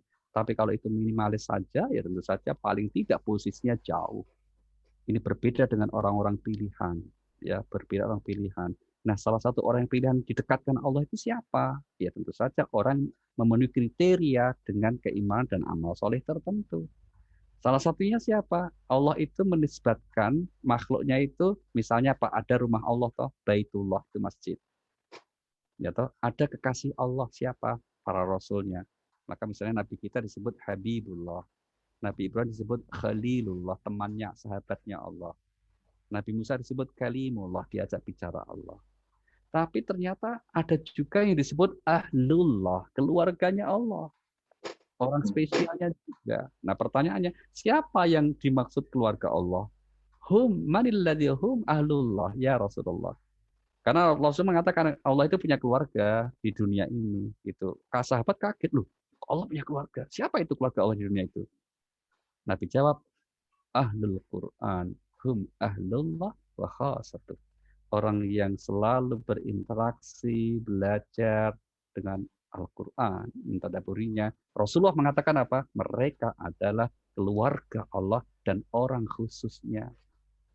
Jadi kalau ingin jadi orang yang dekat dengan Allah, orang yang masyhur di langit, atau selebritis langit ya, itu salah satu pintunya lewat jalur apa? Lewat jalur kita selalu mentadabburi Al-Quran. Karena Allah mengatakan bahwa ahlul Quran hum ahlullah. Bahwa orang yang selalu berusaha berinteraksi dengan Al-Quran secara baik dan benar, mereka adalah keluarganya Allah di bumi ini. Dan orang khususnya, orang spesialnya. Kalau orang khusus spesial, tentu juga akan mendapatkan yang spesial. Itulah mengapa majelis seperti kali ini, itu majelis yang sangat istimewa. Karena kita sedang membahas sesuatu yang istimewa, yaitu kitab suci Al-Quranul Karim. Tidak ada yang lebih istimewa dari Al-Quran bagi kehidupan kita. Itulah mengapa Allah menyatakan itu sebaik dari apapun yang kalian kumpul-kumpulkan. Surah nomor 10, Mas Indra, ayat 58. Surah 10, ayat 58, Allah mengatakan, Qul bifadlillahi wa birahmatihi fabidzalika falyafrahu huwa khairum mimma yajma'un. Surat nomor 10, ayat 58. Ayat 58. Ini mungkin waktunya sedikit lagi, Ustaz. Nanti kita kasih kesempatan kepada teman-teman yang ingin bertanya. Ya. 58. Katakanlah, wahai Muhammad, dengan karunia Allah dan rahmatnya, hendaklah dengan itu mereka bergembira. Itu lebih baik daripada apa yang mereka kumpulkan. Nah, udah, ini memang untuk terakhir, Mas. Udah nggak sedikit lagi, ini sudah terakhir ini. Ya kan? Dengan karunia dan rahmat Allah, hendaklah mereka bergembira. Apa itu karunia rahmat Allah? Rasulullah yang membawa Al-Quranul Karim. Terima kasih. Saatnya Mas Indra pimpin kita diskusi. Monggo, Mas. Masya Allah, subhanallah. Terima kasih Ustadz. Jazakallah khair atas ilmu yang disampaikan. Sungguh ini ya, kalau ngomongin neraka rasanya mengerikan. Kalau ngomongin surga kayaknya kita semangat lagi gitu. Amin. Hidup gitu ya. Ya, Masya Allah. Jadi Assalamualaikum itu ini ya, apa namanya, salamnya orang penghuni surga ya. Oh iya, kalau neraka nggak dapat salam, Mas. Ya, ini Assalamualaikum tibtum fadkhulu hadhihi. Ya, gitu ya. Tuh, kemudian Assalamualaikum bima sabartum. Ya, Masya Allah. Jadi Assalamualaikum tuh salamnya para penghuni surga. Betul. Silakan, ini bagi teman-teman yang ingin bertanya, ini udah masuk ke kolom chat saya, Ustadz, ada 2 penanya nih. Ya, ini terkait dengan penjelasan Ustadz yang pertama di bagian awal tadi. Ini dari Danis Azhar Fakhrizal. Sepertinya ini ya, Abah bukan? Betul, Om. Betul. Ya, saya bacakan aja. Assalamualaikum Ustadz. Mengenai orang yang belum mendapatkan dakwah. Untuk zaman sekarang bagaimana Ustadz? Dengan teknologi informasi, bukankah mudah bagi mereka untuk mendapatkan informasi? Lalu bila dakwah masih tidak sampai kepada mereka, apakah kita yang muslim di negara kafir bertanggung jawab sebagai dai secara langsung bagi mereka? Ini pertanyaannya berat nih buat kita-kita yang ada di negeri yang ya. Baik. Terima kasih. Bagaimana ini Ustadz? Baik. Nanti ada pertanyaan berikutnya nanti saya ya.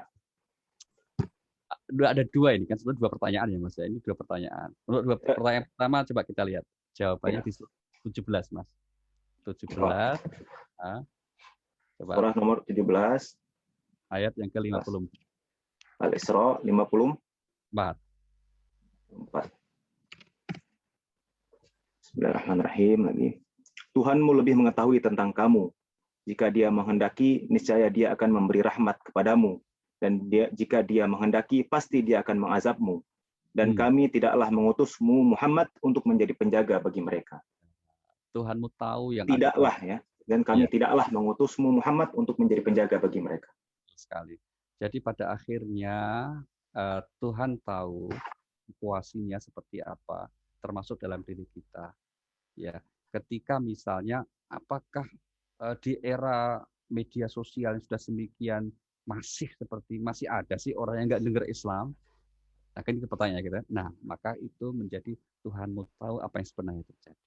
Maka, ada orang yang, mohon maaf ya, tinggal di negara mayoritas Muslim pun karena keengganannya dia tidak akan menerima informasi Islam dengan benar. Tapi sebaliknya, ada orang yang mungkin hidup tinggal di sebuah wilayah, komunitas yang sama sekali itu informasi Islam ada, tapi informasi Islam yang digambarkan teroris, digambarkan radikal, kira-kira seperti itu, sehingga mereka enggan. Tapi tetap aja pada akhirnya yang dipilih Allah dapat hidayah gitu. Tetap ada gitu ya. Nah, maka dalam konteks ini, yang penting maka di akhir ayat tadi dikatakan penting kita semampu kita sudah menyampaikan pada akhirnya. Nah, kalau pertanyaan keduanya, apakah ini menjadi semacam kewajiban bagi kita yang di wilayah mayoritas non-Muslim dan kita untuk menyampaikan dakwah? Tentu saja iya, dengan catatan sesuai kapasitas kemampuan kita. Gitu ya. Dakwah dengan apa? Perilaku kita yang baik itu yang paling dakwah bilhal, dengan perbuatan kita. Bukan dengan menyampaikan hukum-hukum agama karena itu butuh spesifikasi orang tertentu. Ya kan? Maka kemudian kalau dikatakan balighu anni walau ayah, sampaikan kepada mereka meskipun satu ayat dari kita, itu maksudnya dalam konteks berilah contoh yang baik.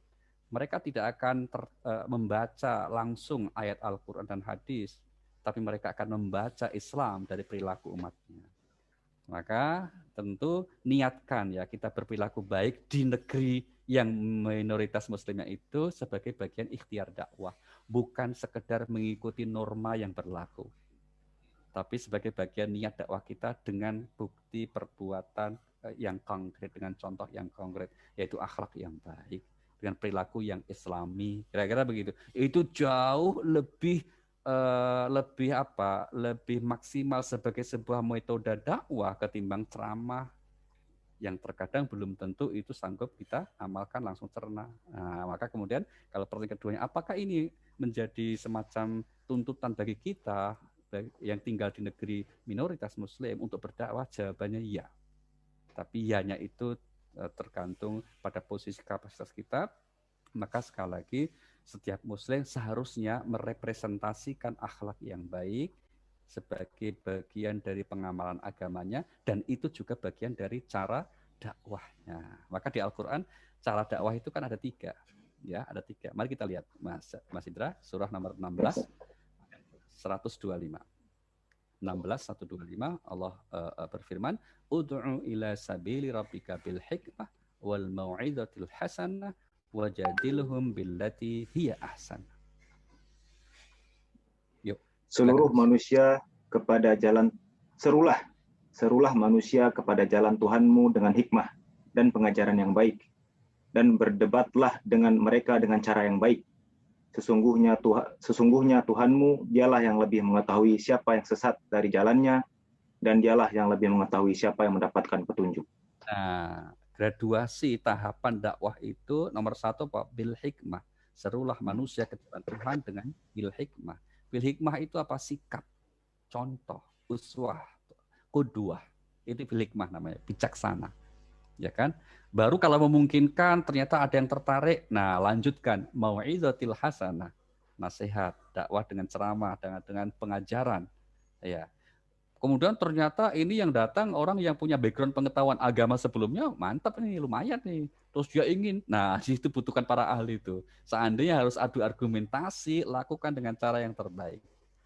3 langkah itu sudah kita lakukan, stop. La ikraha fiddin, tidak ada paksaan dalam meluk agama. Selesai sudah. Tugas kita sudah selesai. Selebihnya apa? Kata Allah di akhir ayat tadi, Tuhanmu tahu pada akhirnya siapa yang bersedia menerima hidayah dan siapa yang tetap sesat di dalam kesesatannya. Maka dakwah dengan sikap, dengan keteladanan adalah cara terbaik di saat kita sedang berada di komunitas yang minoritas. Terima kasih. Kembali ke Mas Indra. Masya Allah, subhanallah, ini menjadi tanggung jawab kita bersama ini untuk sedikit-sedikit memberi contoh, mensiarkan Islam di negeri Norwegia khususnya ya. Kemudian ada pertanyaan berikutnya ini dari Mas Sangga. Assalamualaikum Ustadz, mengenai perbedaan, hal apakah yang bisa dikategorikan prinsip dan tidak boleh ditolerir? Bagaimana sebaiknya menyikapi perbedaan? Apakah benar Islam itu urusan? Ini banyak pertanyaannya nih. Saya ulangin Ustaz. Saya cuma baca aja. Yang pertama, hal apakah yang bisa dikategorikan sebagai prinsip dan tidak boleh ditolerir? Yang kedua, bagaimana sebaiknya menyikapi perbedaan? Yang ketiga, apakah benar Islam itu urusan masing-masing Muslim langsung terhadap Allah Subhanahu Wa Taala? Ini pertanyaan ini nyata ada 3 ini. Ya, 3 ya. Baik. Mudah-mudahan, yang pertama, ya. Baik, makasih. Apa yang disebut masalah prinsip? Masalah usul, Mas.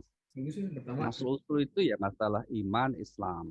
Ya, itu usul. Contoh rukun iman kita. Kita yakin Rasulullah Nabi terakhir. Udah, prinsip itu. Maka kalau ada orang yang berbeda pendapat, ngaku ada Nabi baru, tolak. Tidak bisa ditolerir. Itu bukan perbedaan namanya. Itu namanya pengawuran. Tidak bisa ditolerir. Ya, Al-Quranul Karim sudah selesai. Ketika Rasulullah wafat, sudah dibukukan, sudah selesai. 114 surat. Ya kan? Kok tiba-tiba ada yang mengaku saya punya versi Al-Quran terbaru yang paling bagus. Berapa? 116 surat. Atau dikurangi 110 surat. Nggak boleh diterima. Itu namanya perbedaan prinsip. Ya kan? Itu yang prinsip. Atau kemudian rukun Islam, sholat kita 5 waktu. Tiba-tiba ada yang berfatwa, ini kami memutuskan sholatnya 3 waktu aja, tidak perlu 5. Itu prinsip. Nah, contoh itu perbedaan yang sifatnya usul, prinsip.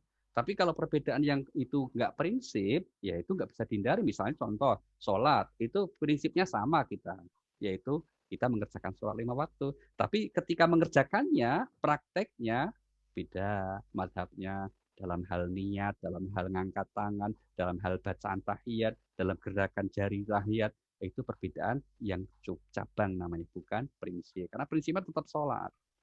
Tapi dalam perbedaannya, pelaksanaannya ada perbedaan. Nah itu ya, contoh begitu. Tentang yang perbedaan prinsip. Maka kalau perbedaan prinsip, khilafiyahnya ya, apa namanya, kalau dalam urusan akidah, ya akhirnya lakum dinukum waliyadin. Contohnya kasus Ahmadiyah, itu lakum dinukum waliyadin. Itu. Mohon maaf ya, sebetulnya kalau mereka komunitas ini tidak menyangkut masalah ini, mereka menyatakan, agama kamu saya Ahmadiyah, aku ini. Ya udah selesai, nggak masalah. Tapi kalau ngaku Islam kok punya nabi baru selain Nabi Muhammad, itu masalah. Kan gitu ya, prinsipnya seperti itu. Baik, kemudian yang kedua tentang bagaimana sebaiknya menyikapi perbedaan, gitu ya. Yang menyikapi perbedaan untuk dalam hal perbedaan itu hanyalah perbedaan yang sifatnya memperkaya, ya. Namanya ikhtilaf tanawwu', perbedaan yang sebenarnya nggak prinsip sih, dan kedua bukan bertentangan sama sekali. Ya kemudian ya biasa saja, menyikapinya tidak ada masalah. Tapi kalau perbedaan itu betul-betul satu mengatakan boleh, satu mengatakan tidak, ya kalau itu kemudian masing-masing punya argumentasi, ya bertoleranlah dengan perbedaan semacam itu. Itu saya ambil contoh tadi itu masalah mengucapkan Natal. Ada yang mengatakan haram, monggo silahkan. Ada yang mengatakan halal, ya jangan disalahkan. Kira-kira gitu. Karena nanti pada akhirnya untuk perbedaan yang seperti ini, biarlah Allah yang memutuskan. Itu ada di surah nomor 5 ayat 48. Allah menyatakan begini, apa itu? Walau sya'allahu laja'alakum ummatan wahidatan walakin liyabluwakum fima atakum fastabiqul khairat ilallahi marji'ukum jami'an fayunabbiukum bima kuntum fi takhtalifun. Seandainya Allah mengendaki kalian jadi satu umat saja, satu pendapat semua bisa kalau Allah mau. Tapi kemudian berbeda-beda itu untuk menguji kalian. Maka kalau pengen lulus ujian dengan menghadapi perbedaan itu, caranya bagaimana? Fastabiqul khairat. Fokuslah berlomba melaksanakan kebaikan, bukan fokus berlomba saling menjelekkan, saling menjatuhkan. Tapi fokusnya fastabiqul khairat. Tentang mana amal yang utama di antara kalian yang sering diperdebatkan itu, biarlah nanti Allah yang menyelesaikan, memberikan penilaiannya. Kira-kira. Jadi kata kunci apa? Berlomba berbuat kebaikan di dunia ini. Baik. Yang ketiga, kemudian apakah Islam itu menjadi urusan pribadi? Oh tidak. Ada Islam yang ranah pribadi ada, tapi ranah sosial banyak juga itu. Jadi masalah beragama kalau dalam Islam itu kan disebutnya kafah, menyangkut segala urusan. Contoh, kenapa kita ada amar ma'ruf nahi mungkar? Itu bukan pribadi loh. Itu urusan sosial. Bahkan kenapa umat Islam disebut khairu ummah di surah nomor 3 110 itu, kuntum khairu ummatin ukhrijat linnas ta'muruna bil ma'ruf wa tanhauna 'anil munkar. Sambil contoh misalnya, kalau ada komunitas muslim, di situ kemudian ada orang yang melegalkan perzinaan, melegalkan khamr, melegalkan perjudian, nggak boleh, nggak bisa diterima. Kita tidak boleh kemudian mengatakan itu urusan pribadi, nggak bisa, itu urusan sosial. Nah, itu namanya mungkar, karena itu perbuatan yang kalau didiamkan, yang diamkan pun dosa itu, kena hak sanksinya itu. Mas Indra, coba kita lihat ayatnya, surah 8 ayat 25. Surah 8 ayat 25 ya. Surah 8 ya. 25. Wattaqu fitnatan la tusibanna alladziina zalamu minkum khassah wa'lamu annallaha syadidul iqab. Ya, dan peliharalah dirimu dari siksaan yang tidak hanya menimpa orang-orang yang zalim saja di antara kamu. Ketahuilah bahwa Allah sangat keras siksanya. Nah, pelihara dirimu di mana kamu tidak akan hanya menimpa yang berbuat dosa. Nah, Rasulullah menggambarkan seperti orang naik kapal, umat Islam itu. Kalau ada satu penumpang saja, atas nama ingin memenuhi keinginannya mendapat air, dia lubangin kapal itu. Dia lubangin kapal itu. Terus penumpang lain cuek dengan mengatakan, itu urusan pribadi, biarin aja. Apa yang terjadi? Tenggelam kan kapal itu? Nah, istilah artinya apa? Prinsip utama, maka Islam ada ajaran yang sifatnya memang individu. Nanti kalau di kampus ya, karena kami di kampus itu ada namanya Fakultas Syariah dan Hukum Islam. Itu ada prodi namanya Al-Ahwal Asy-Syakhsiyah. Prodi program studi yang membahas tentang Al-Ahwal Asy-Syakhsiyah, yaitu hal-hal yang berkaitan dengan individu pribadi. Itu ada. Maka di situ ada munakahat, pernikahan, ada nanti turunannya ada mawaris tentang warisan dan seterusnya itu ya. Tapi ada yang disebut Fakultas Usuluddin, pokok-pokok agama, yaitu mencakup hal-hal yang tidak hanya persoalan pribadi, tapi juga tentang persoalan masyarakat. Ya, maka kemudian di Al-Qur'an misalnya kita temukan Bani Israel diazab oleh Allah itu bukan karena mereka semuanya melakukan dosa. Enggak. Mari kita lihat contoh ayatnya. Mas Indra bisa bantu saya misalnya ya. Kita lihat di surah Al-Maidah pada ayat yang ke-70 9. Allah berfirman apa? Kanu la yatanahawna 'an munkarin fa'alu. Maidah ayat 79. Ya.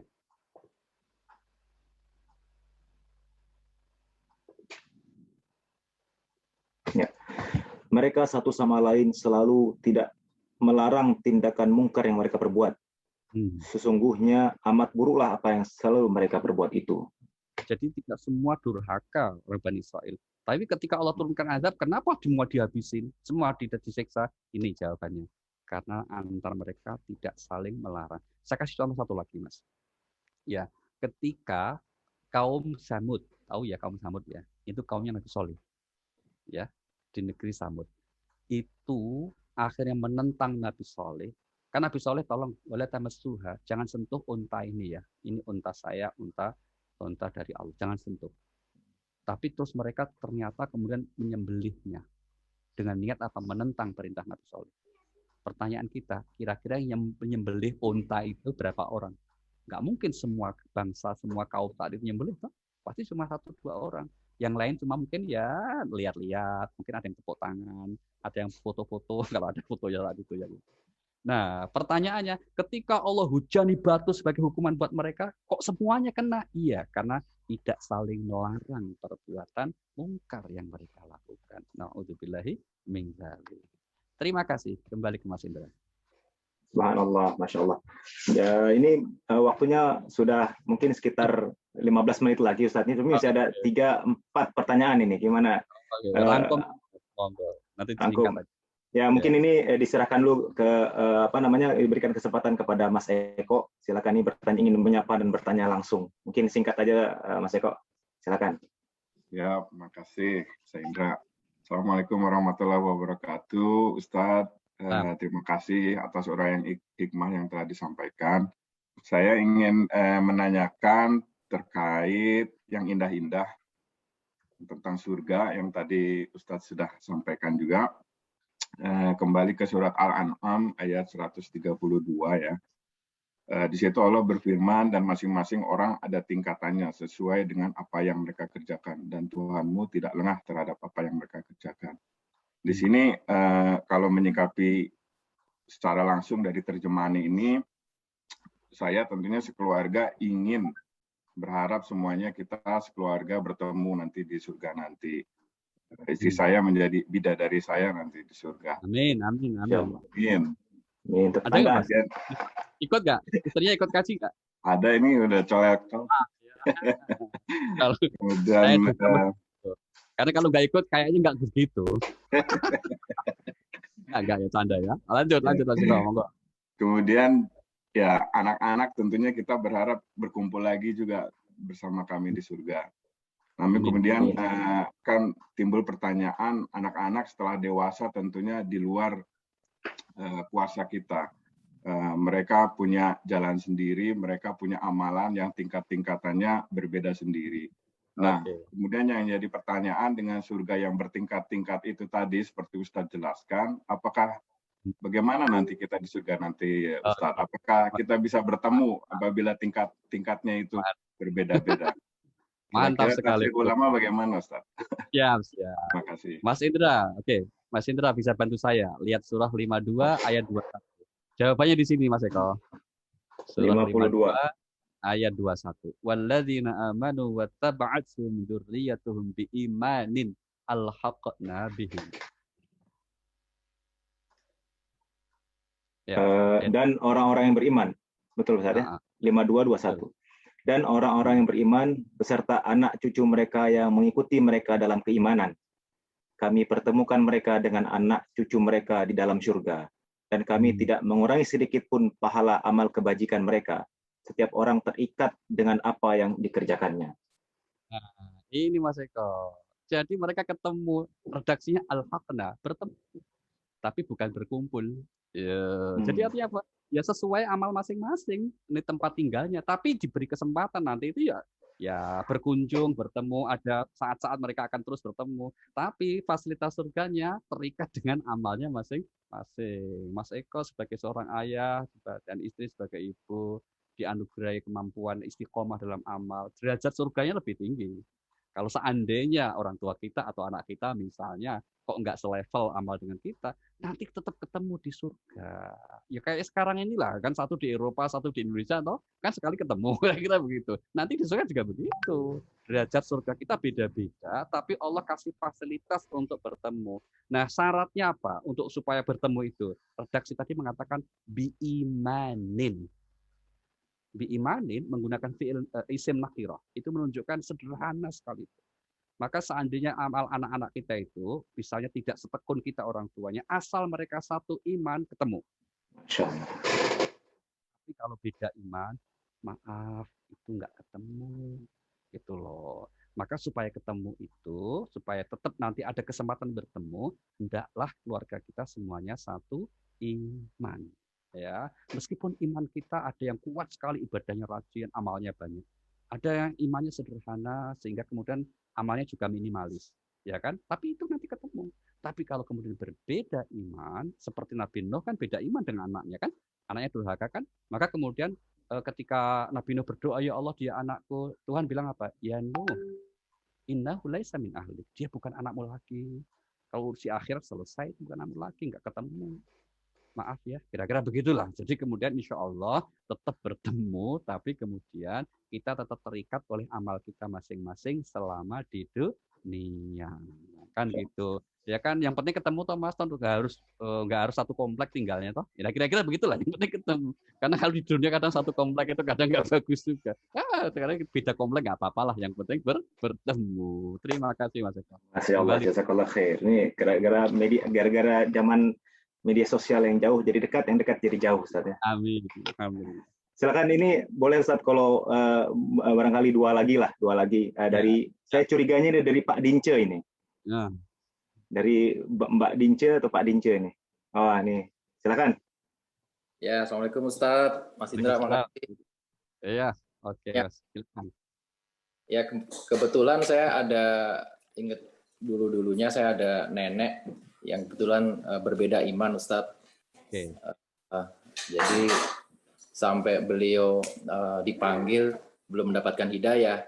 Oke. Jadi sebagai cucu, kira-kira amalan apa yang bisa kita buat? Atau kalaulah saya masih ingin mendoakan beliau, apakah ada batasan yang bisa kita lakukan? Oke. Sekali waktu kecil kadang-kadang saya sowan ke rumah eyang itu, kemudian puasa, sholat, beliau juga yang selalu mengingatkan, sahur pun beliau yang buatkan. Cuman tetap aja sampai akhir hayat beliau ya beliau masih memang belum ada hidayah. Itu makasih. Makasih Mas Indra, makasih. Mas Indra bisa bantu Ini saya? namanya Pak Bevi. Oh, Pak Bevi ya. Pak Bevi namanya. Nama beliau. Mas. Oke lah, siap. Ya. Surah 5 118, Mas. Surah 5 118. Mohon dibantu. Surah 5 Al-Maidah 118. Ini jawabannya, Mas Bevi. Insyaallah siap nih, mohon didengarkan ini Ustadz Bevi. Ya, jika engkau menyiksa mereka, maka sesungguhnya mereka adalah hamba-hambamu. Dan jika engkau mengampuni mereka, sungguhnya engkaulah yang maha perkasa dan bijaksana. Nah, ini Mas Bevi ya. Ini ayat adalah ucapan doa Nabi Isa pada Allah untuk kaumnya. Jadi kalau kita lihat dari ayat 116-nya, satu-satunya nabi yang Allah tanya di akhirat, dan itu rekaman pertanyaannya dijelaskan di Al-Quran, itu yang Nabi Isa. Nabi lain juga ditanya, tapi nggak ada penjelasan di Al-Quran. Untuk Nabi Isa dijelaskan. Jadi Nabi Isa ditanya, wahai Isa, kamukah yang ngajari kaummu supaya jadikan kamu dan ibumu sebagai Tuhan? Nabi Isa mengatakan, enggak. Itu bukan ajaran saya, Allah. Itu bukan berasal dari saya. Yang kusampaikan adalah yang kau perintahkan. Sembahlah Allah Tuhan dan Tuhanmu. Itu Nabi Isa. Nah, maka kemudian Nabi Isa bilangnya gini, Tuhan, jika engkau ingin adab dan siksa mereka, silahkan, itu hambamu juga. Karena tidak mematuhi perintahmu, tidak berakidah, beriman sesuai ajaran, silahkan. Tapi jika engkau ingin ampuni mereka, wa in taghfir lahum, engkau maha bijaksana. Perhatikan Mas Devi, pernyataan Nabi Isa mengatakan engkau maha bijaksana. Nah, kalau pertanyaannya, bisakah saya berdoa? Doa pakai ini, Mas. Doa pakai ayat ini. Ya Allah, jika engkau ingin ampuni nenek saya, engkau memang maha bijaksana. Jangan maha pengampun, karena kalau maha pengampun nanti nabrak ayat yang lain, gitu. Ayat yang lain mengatakan bahwa tidak sewajarnya seorang mukmin mendoakan orang yang meninggal dalam keadaan tidak mukmin, gitu ya. Maka tapi bukan ditutup rapat. Sekarang pertanyaan saya, kalau menurut aturan Allah orang non Muslim tidak meninggal dalam keadaan Muslim tidak diampuni dosanya, menurut aturannya. Tapi kalau Allah mau ngampuni bisa nggak? Bisa, karena Allah maha bijaksana. Karena semuanya miliknya Allah, Kak. Saya ambil contoh Mas Indra. Mas Indra punya restoran misalnya. Restoran masakan Padang misalnya ya. Masakan Padang gitu. Beliau bikin aturan di restoran itu. Bukanya apa? Jam 10 siang. Tutup jam 10 malam. Itu aturan pemilik. Ownernya begitu bikin. Tapi suatu saat beliau telepon ke manajer, tolong buka hari ini jam 7 pagi. Kami teman-teman pengajian pengen sarapan di situ. Pertanyaan saya, perintah yang menyalahi aturan ini bisa enggak? Boleh enggak? Bisa dan boleh. Karena apa? Pemiliknya. Demikian hanya kita semua milik Allah. Yang Muslim, non-Muslim semuanya milik Allah. Maka serahkan kepada Allah. Maka tetap juga berharaplah bahwa Allah Maha Bijaksana akan memberi ampunan untuk nenek kita yang non-Muslim. Nah, berharapnya di situ.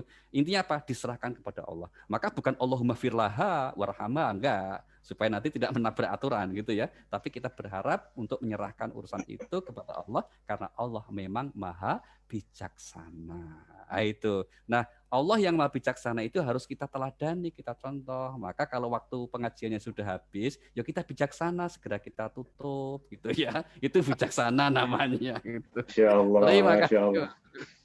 Terima kasih banyak. Ini mohon maaf sekali ini bagi rekan-rekan yang ingin sekali menyapa dan bertanya kepada Ustadz. Sepertinya waktu kita sudah habis. Mohon maaf sekali lagi. Mudah-mudahan Allah Subhanahu wa taala meridhai pertemuan kita pada hari ini, kemudian amin. Menggolongkan kita ke dalam ahli-ahli surga. Ustaz, mohon ini permintaan dari kami, dari keluarga besar keluarga Muslim Stavanger. Sebelum ditutup, mohon mungkin barangkali Ustadz Ali Nurdin berkenan untuk memimpin doa. Baik, terima kasih. Mari Bapak Ibu sekalian, kawan-kawan, kita hadirkan niat tulus kita semuanya memohon kepada Allah Subhanahu wa taala. Kiranya Allah senantiasa memberikan istiqomah dalam iman Islam kita. Kiranya Allah memberikan anugerahkan kesehatan yang afiat untuk kita. Kalau ada saudara kita yang sedang bermasalah, semoga Allah beri solusi. Yang punya hajat-hajat yang baik, semoga dikabulkan dan diberikan kebaikan. Ala hadhihi niyah, al-Fatihah. أعوذ بالله من الشيطان الرجيم بسم الله الرحمن الرحيم الحمد لله رب العالمين الرحمن الرحيم مالك يوم الدين إياك نعبد وإياك نستعين اهدنا الصراط المستقيم صراط الذين أنعمت عليهم غير المغضوب عليهم ولا الضالين آمين آمين ya rabbal alamin. Terima kasih dan mohon maaf Mas Indra yang membuka, Mas Indra yang akan menutup. Dari kami sekian. Wassalamualaikum warahmatullahi wabarakatuh. Waalaikumsalam warahmatullahi wabarakatuh. Terima kasih Ustadz. Terima kasih atas ilmu yang disampaikan kepada kita semua. Semoga berkah ilmunya, kemudian kita termasuk golongan mendapatkan ridho Allah Subhanahu wa taala. Baik, itu saja kajian Kamis atau keluarga besar Muslim Stavanger pada kesempatan hari ini. Kita tutup dengan beristighfar kepada Allah Subhanahu wa taala, astaghfirullahaladzim, kemudian kita mengucapkan hamdalah, alhamdulillahirabbil alamin. Dan kita tutup sama-sama dengan doa kifaratul majlis. Subhanakallahumma wa bihamdika asyhadu an la ilaha illa anta astaghfiruka wa atubu ilaik. Dan kita bersalawat sedikit. Sallallahu wasallam ala nabiyina Muhammad wa ala alihi wa sahbihi wasallam. Walhamdulillahirabbil alamin. Wassalamualaikum warahmatullahi wabarakatuh.